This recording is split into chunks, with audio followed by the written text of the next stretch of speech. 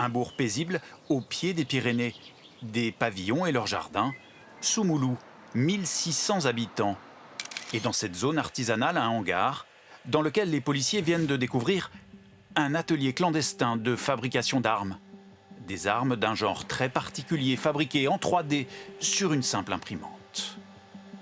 L'affaire commence il y a 3 mois, près de la gare de Toulouse. En pleine rue, la police interpelle un homme et une femme. Sur eux, 2 pistolets semi-automatiques fabriqués en 3D, une arme dont l'origine est très difficile à remonter. Elle est tracée nulle part. Vous pouvez la faire à un endroit, vous balader. Elle est intraçable. Donc elle est sous tous les radars. Pourtant, en analysant les pistolets pièce par pièce, les enquêteurs découvrent sur un ressort une trace ADN, l'empreinte génétique d'un jeune homme connu de leur fichier. Et très vite, les policiers remontent à sa planque, le hangar de Soumoulou, une officine installée sur une mezzanine avec ses ateliers de montage et son stock de munitions. Mardi, 4 jeunes âgés de 17 à 21 ans sont interpellés.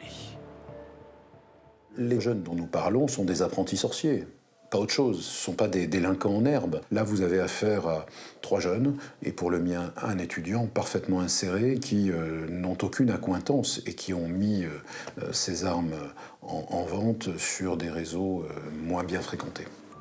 Ces armes étaient ensuite revendues via des applications chiffrées. Prix moyen, 300 € par pistolet.